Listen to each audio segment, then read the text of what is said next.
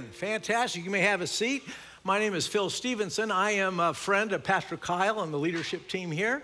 And so every now and then they allow me to come and share a little bit with you. So I appreciate it. Always humbled about that. I'm really not much of a golfer. Don't golf that much at all. But when my dad was alive, we would go golfing.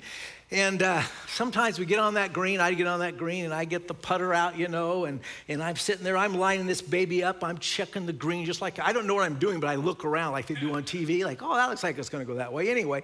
And then I just putt that thing, and there'd be these times where it'd roll and roll right toward the hole, but then it would stop. And my dad had a phrase for that. He would say to me, son, you are dead end short. Which he was telling me, you were right on line, but man, you just didn't quite get it to the hole. And I think sometimes we are like that. We have goals in our life, we have things that we're shooting for, and we just sometimes come up dead end short. So we stop, we quit, we move along. Retired Admiral McRaven wrote a book called The Hero Code, and he started his career in the military as a Navy SEAL. And you can imagine, as you all are aware, the SEAL training is very difficult, it's very hard. I'm actually a native San Diegan. They train right off of Coronado Island down there. And very few, a very small percentage of those that start the training actually complete the training. And so when he traveled, he would get this question, he said in the book, quite often. What does it take to complete the Navy SEAL training? And this is what his answer was. He said, it's very simple. Just don't quit.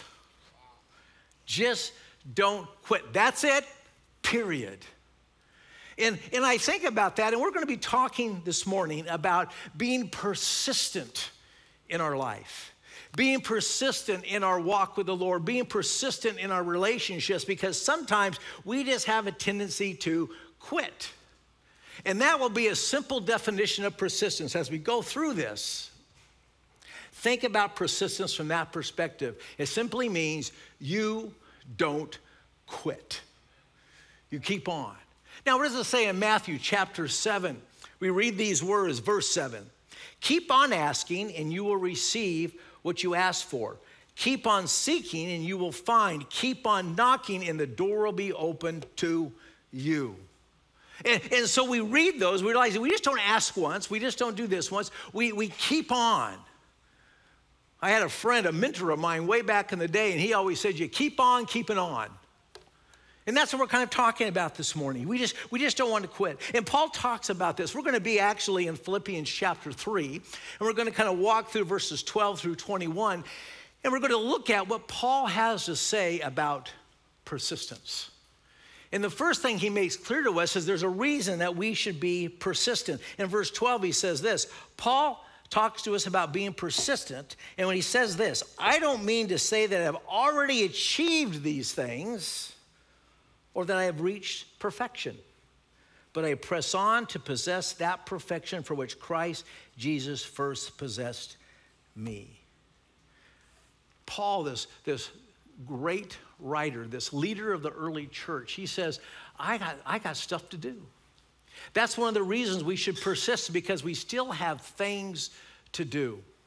Now, today, this very day, I am starting, Sunday is the first of the week, I am starting my third full week of being retired.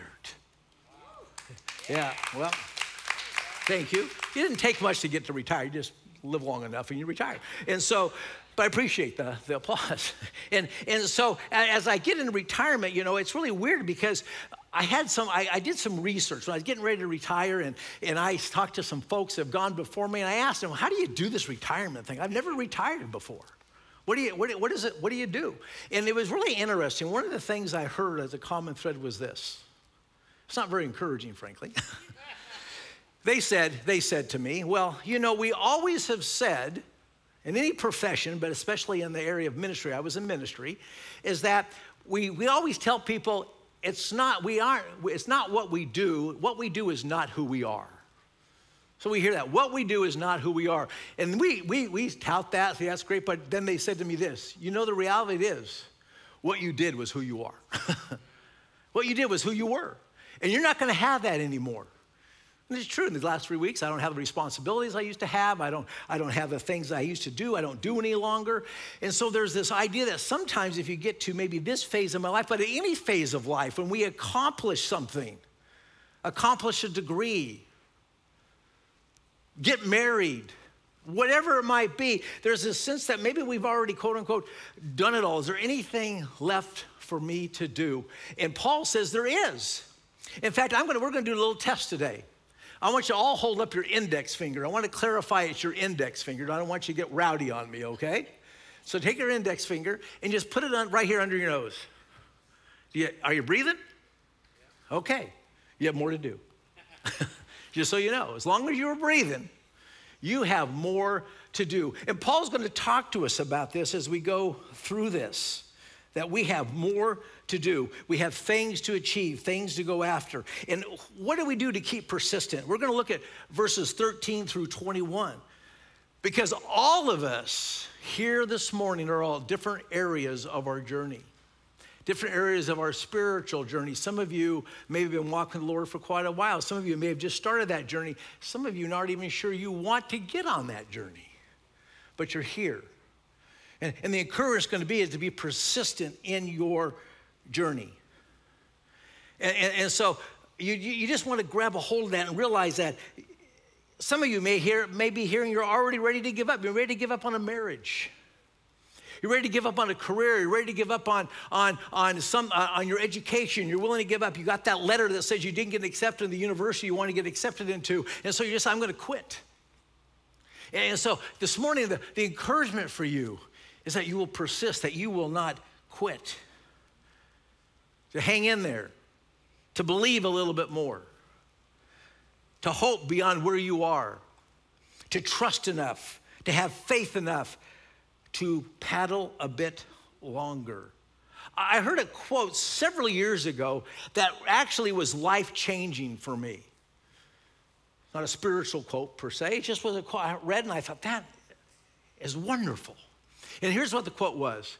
It's okay to want to quit as long as you don't quit. I loved it. Because I'm thinking about all the times that I've wanted to quit. And sometimes when we have in our minds that, especially if we're followers of Jesus, we think if we ever entertain at any time in our life the desire to quit, we've done something wrong. We shouldn't entertain those kind of thoughts. But this helped me be freed up from that there are times, all of us have times, where we want to quit. That might have been your week this week. You want to quit. And it's okay. Just don't quit. Early in my ministry, my wife and I, Joni, back in the late 80s, we were on staff at a church, actually down here in Sacramento.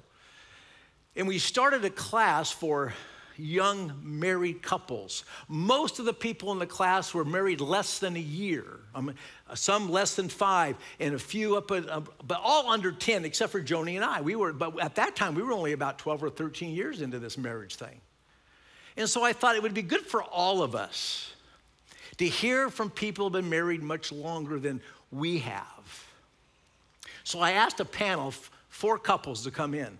One of the couples had been married 20 plus years. Another couple had been married 30 plus years. Another couple right around 40 or so years. And we had one couple that either was right at or close to 50 years of marriage. So I asked them all these questions. It was a panel, and then of course the class interact with them. But there's one common thread that came out in all of these marriage relationships, and that was this. They all said there was a time in their marriage where they were ready to quit. They were ready to be done. It wasn't what they thought it was going to be. The person wasn't thought they were going to be, and they just were ready to be done and call it quits. But none of them did. None of them quit. And they came back and said this. They said, what we discovered is it's in the struggle where you have the strength. And I want us to hear that, because sometimes when things get difficult for us, when things are a struggle for us, we forget it's in the struggle that we find strength. And when things are difficult, when things are hard, when there's a struggle, we have to hang in there. We cannot quit because that is where we will find strength. Now you might say, well, wait a second, I've already quit. I already quit. Well, here's the good news. You can start again. You can start again. Back several years ago, a group of guys, and if you have maybe you have a kind of a body style like I do, but I got to tell you, I'm 68 years old. I know you said, well, you look 70, but I'm only 68 years old. And all my life, I have struggled with finding that, keeping the weight under control, all that kind of stuff, and trying to stay fit, all that kind of thing. And so there was this book that came out called The Zone. And, we don't call them diets anymore. They're called eating plans. But you know what an eating plan is? A diet. So anyway, so we have this book called The Zone. And so we all, these guys, about 5 or 6 of us, said, let's all of us buy this book. And let's of us just read through it and let's get in the zone. That was it. If you get into that eating plan, you're in the zone. And so we did that. And there was a phrase in the book, because it was to act as encouragement, was this. If you ever fall out of the zone, remember, you're only one meal away from being back in the zone. Well, that was kind of encouraging, but it became kind of an inside joke for us 5 or 6 guys doing this, because we would say, hey, how you doing on the zone? I'm 1 meal away. 1 meal away from being back in that zone. It's not going to be lunch, but I'm still only 1 meal away from being back in the zone. But I wanted to share that with you because I want you to know that you might have quit in some areas of your life, but you can start again. You're one decision away, one step away, one resolve away to get back where you want to be. So Paul talks about how can we continue to be a group of people that we are persistent, we persevere in the challenges of life. And the first one is this, as he shares. This is in verses starting with verse 13 and 14. This is what he wants us to know, I believe, as we apply this to our lives. Release what was and move toward what can be. It says in verse 13, no, dear brothers and sisters, I've not achieved it, but I focus on this one thing. Forgetting the past and looking forward to what lies ahead, I press on. I want you to remember that phrase. I press on. In fact, when we're done here today and you walk out of here, I understand you're not going to remember everything that has been said. Hopefully you'll take a couple nuggets here and there, but remember that one. I press on. I press on to reach the end of the race and receive the heavenly prize for which God, through Jesus Christ, is calling us. You see, the focus, if we're going to be persistent, the focus has to be on the future. We have to forget what was in the past and move toward what's ahead. And there's really 2 things that we need to forget, that we tend to struggle. One is we need to forget our failures. I doubt that there's not any one of us here that hasn't had a failure. Now, you may bury it, but we've had failure. You say, I never had a failure. Hold on, baby. It's coming. You'll fail at something. And we need to let go of those failures. And what happens, he says, to forget. Now, we have to understand what forget means. Forget is not ever remembering something. Forgetting is not allowing to what happened in your past to impact or influence what needs to happen now or into the future. And so when you remember your failures from the past, and we all have them, and Satan will try to just grind those things into your life and derail you,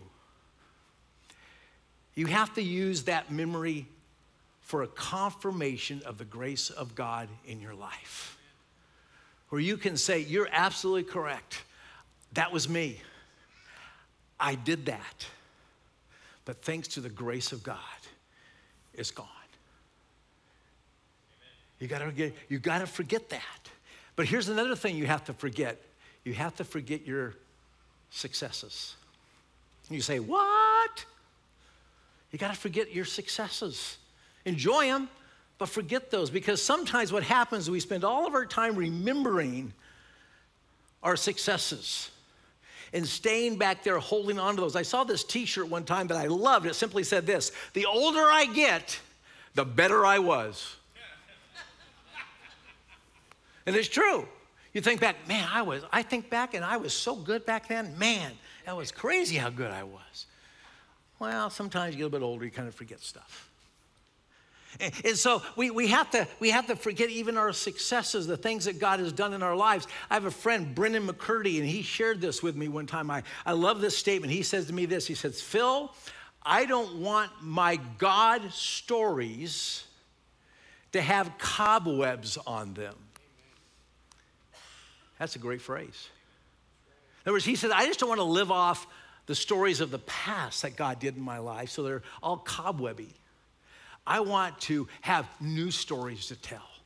I want to see what God has for me now and into the future. And see, those are the things when Paul says forget, we've got to forget our failures.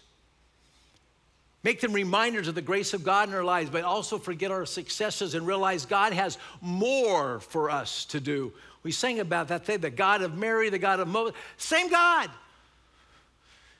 He's got stories to be written in us and through us. Look forward to what's up ahead, what God has for you. When you look ahead, it enables you to release what was in the past. Number 2, build on what you know. And I want to add to that, rest, but don't regress. It says in verse 15, let all who are spiritually mature agree on these things. If you disagree at some point, I believe God will make it plain to you, but we must hold on to the progress we have already made.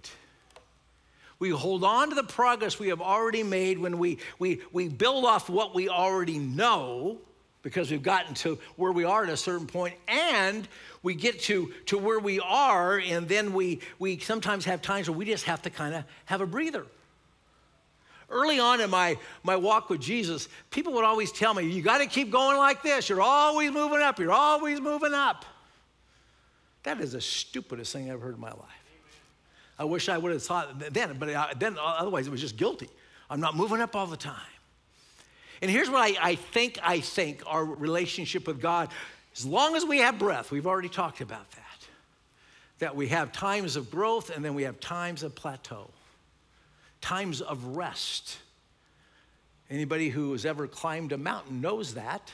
You have times where you rest. You have to take a time before you keep the ascent going. Now, my youngest son and his family live in Scottsdale, Arizona. He pastors a church back there. Now, when you go to Scottsdale, Arizona, one of the things that people say you're supposed to do is climb Camelback Mountain. Have anybody here ever climbed Camelback Mountain? Just put your hands up. Okay, there's more idiots in here. All right, good. So my son says to me, so we're there last Easter week, and they're there with my daughter and her family who live here, and we had all gone out there for that Easter week, and then my son and his family. And so they said, we got to climb Camelback Mountain. Now, I've never climbed Camelback Mountain before. They have. Some of my other family members have, but I've never done that. But then they say, and we're going to go on the more difficult side. I'm thinking, well, why would we do that if I haven't ever climbed it before? Couldn't we go on is there an elevator? Just curious. Escalator, anything like that. No, we're going to climb. And so we go to this difficult side, and now I want to preface it with this. I didn't have my cell phone with me. Left it in the car. I'm thinking, we're going to be a team. We're going to be together with my family. I don't need my cell phone. There are people with cell phones. We'll be fine. So we start off on this trek. Now, there are parts of this trek where you literally have to hold on to this, like this cable thing and pull yourself up like this. I thought there would just be a path. A meandering path, maybe a steep path, but just a path. There's not much path. And so we get going, and so my wife and I, Joni, we say, well, we're going to go kind of our own pace. And my kids, so my daughter, her husband, my son, his wife, all those grandkids associated with them, they all took off. And so we'll meet you up ahead. So we get to a certain point, and Joni says to me, I don't know if I want to climb all the way up. I just want to stay right here. And I said, well, is it okay with you if I go ahead? And she says, yes. And I'm thinking, well, my kids and my grandkids are going to note that we're not with them, and surely they'll stop and wait. They did not. They're rotten kids. You try to raise them well, and they pass it, but it didn't work, evidently. And so I am climbing, and it is where you're like at rocks in his hand and your feet and doing all this kind of stuff, and it's just crazy. And you keep looking up and you think, I think I'm almost there, but then you're not. And then the people are coming down, you say to them, am I almost to the top? And then they say, no. I'm thinking, couldn't you like lie? Couldn't you say like, well, yeah, you keep going. And so I'm climbing and I'm climbing and I'm climbing, and finally, I'm getting to the top of Camelback Mountain, and they say the view is incredible. I'm thinking this view better be outstanding. Should be an astonishing view. And I'm climbing up there, and one of my ways of kind of keeping myself motivated, my kids and my grandkids are going to be waiting for me on the mountaintop, and they're going to cheer that I made it. No kids. No grandkids. Because the plan was that we'd climb up the more difficult side and then go down the easier side. And so we get up there, I get up there, they're nowhere to be seen. I'm thinking, well, I've climbed all this way, several hours, I'm gonna at least look around. And then I'm thinking, man, I don't know if I wanna go back down that way. You know, sometimes going down is easier than coming up. I mean, going down is harder than coming up. And I thought, maybe I'll just live here. You know, someone's gotta let people know what's going on. I'll just stay up here and live here for a while. And as I'm standing there looking at the review, and it was very nice, all of a sudden, I say this out of complete admiration, this guy with one leg and those kind of crutches that wrap around your arm, this dude comes flying up that mountain. I mean, he comes flying up there, and I know where he came from. I had just been on those. I have no idea. I got two legs and these arms, there's no way, and he just flies up there. And he gets to the top. There's one rock that's up there. They get up a little higher so you can see a better view. He hops up on that rock. He looks around. He turns and goes right back down the mountain. Wow. Just shooting down the mountain. And I thought, he doesn't know this? I'm motivated. If the dude with one leg and the crutches can fly up and go down, I can definitely at least stumble down. And so it was really weird because later on, when I finally hooked up with my kids, they said, and then my daughter accused me of never being to the top because she didn't see me up there. And I said, well, you know, you're wrong. I was there. I said, did you see the dude who was with one leg? And they said, yeah, we actually talked to him for a few minutes. He says he does that 2 or 3 times a day. I thought, you got to be kidding me. Why did I tell you that story beside the fact I want you to have the angst that you don't have? My kids are terrible. It's this. There were times as I made that climb, I had to stop, and I had to rest, and I had to get a better flavor where we are in order to move forward. Those are what our life is as we are persistent. There are times we have to rest, but we don't want to regress. Rest. Number 3, be encouraged by others and also encourage others. Be encouraged by others and also encourage others. He says in verse 17, dear brothers and sisters, pattern your lives after mine and learn from those who follow our example. He's saying, look at us for encouragement. Look at our example. Look how we are living. Follow that. The word he uses here, it says pattern. That in the Greek is typos. It is an expression made by a stamp. And so he's saying, let us stamp our lifestyle on you. Let us stamp the encouragement on you. You can see through us, not only what we've said, but what we do, and you can be encouraged by that. Hebrews 12 verse 1 says this, therefore, since we are surrounded by such a huge cloud of witnesses in the life of faith, let us strip off every weight that slows us down, especially the sin that so easily trips us up, and let us run with endurance or persistence the race God has set before us. Who's somebody you can encourage? Who is somebody you can encourage in their persistence and in their life? Who are some people that you know will be encouragements to you when you need it? We need both of those. We need to be an encourager and we need to be encouraged. And as we get that, we can be persistent in our life. Number 4, beware of negative people.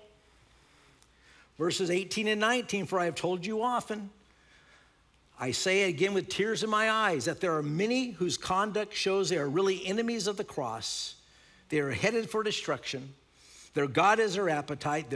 They brag about shameful things, and they think only about this life here on earth.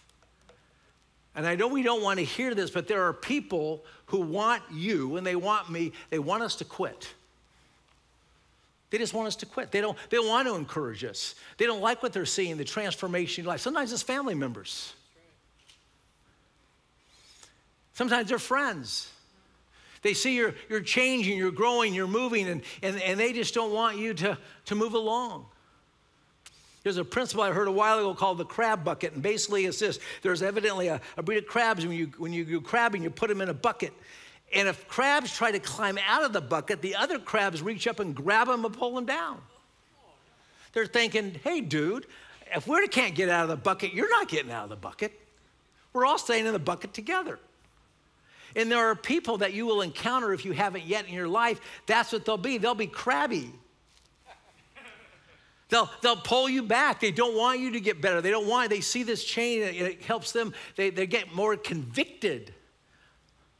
And I'm just saying, be aware of the negative people and don't allow them to pull you back. Don't allow them to pull you back. And the last thing is this: focus on hope. But we, verse 20, are citizens of heaven, where the Lord Jesus Christ lives, and we eagerly waiting for him to return as our Savior. He will take our weak mortal bodies and change them into glorious bodies like his own, using the same power with which he will bring everything under his control. You've heard the phrase before. You need hope to cope. We need hope to continue on. We need hope. Now, do you guys remember COVID? Just checking. And you know, it doesn't seem like we had basically a worldwide nightmare together, a bad dream. You look back and, man, that is weird what went on during that time. Well, at that time in my ministry, I was overseeing dozens of churches and literally hundreds of pastors. And so during COVID, when we couldn't be connected and do that kind of thing, I just came up with this thought. I thought, what I'm going to do is I'm going to take my cell phone. I'm using not a high-end production at all. I'm just going to take my cell phone, hold it out like this. I know it sounds very high-end. Hold it out like this. I'm going to make a short video, no more than 60 seconds, not minutes. Boy, who listened to that? I would. 60 seconds, no more than 60 seconds long. And it would be words of encouragement, whatever it might be, because I just felt they needed it. And I did that for weeks, months. And I'm not even sure at this point what even made me think about doing this, but my sign-off became the same every single time. When I got done with the video, I would always say at the end, keep your eyes on the horizon. Keep your eyes on the horizon. Because I somehow intuitively knew that we were in the midst of just a real dumb, crazy time. And we needed to not get caught up in that. We need to look to the future. We need to look to the horizon where things were going to be different. And we were going to break out of this. And completely taken aback when this all was said and done. I can't even begin to tell you the number of pastors that said to me, you know, that phrase, keep your eyes on the horizon, was transformational for me. It helped me. It reminded me we need to move forward. We have to have hope. Romans 5, verses 3-5 says, not only so, but we also glory in our sufferings because we know that suffering produces perseverance, perseverance, character, and character, hope.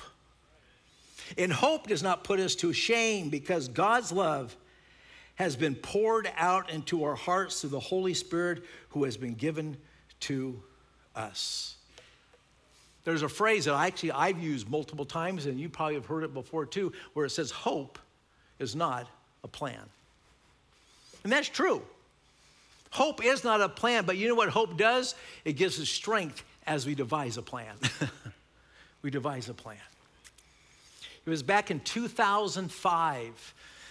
I was traveling from, I think I was in the Indianapolis area at the time, and traveling down to Atlanta, Georgia. It was the weekend of the Masters. And I'm not, as I mentioned, I'm not really a huge golf guy, but I like the majors. I like to watch the majors. And so I was kind of following the Masters, what was going on. And so when we landed in Atlanta, I got in the rental car, got to my hotel as fast as I could.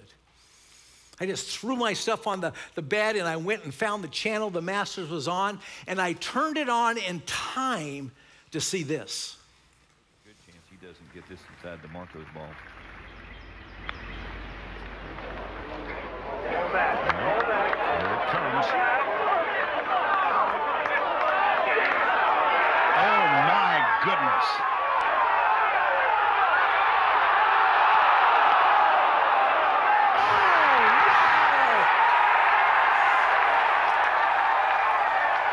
You may be a casual golf fan, but there are very few people who don't at least resonate with that chip by Tiger Woods that won the Masters. Incredible. And like I shared earlier, sometimes you putt and you're dead in short. And in this chip, Tiger Woods hit that golf ball, and didn't it look like it was going to be dead in short? And it just sat. And you waited, and that ball just tipped, fell into the hole. See, sometimes that's where we are. We think we're dead in short, but we just wait. We just wait. We persevere. And all of a sudden in our life, that golf ball, whatever we want to put on that is what we're thinking of, tips and goes in the hole. Remember I told you to remember, press on? Press on. Do not give up. Do not stop reaching. Press on. Forget what lies behind. Look to what lies ahead. Be encouraged and transformed. Press on. And as you do, that golf ball just might tip into the hole. Press on.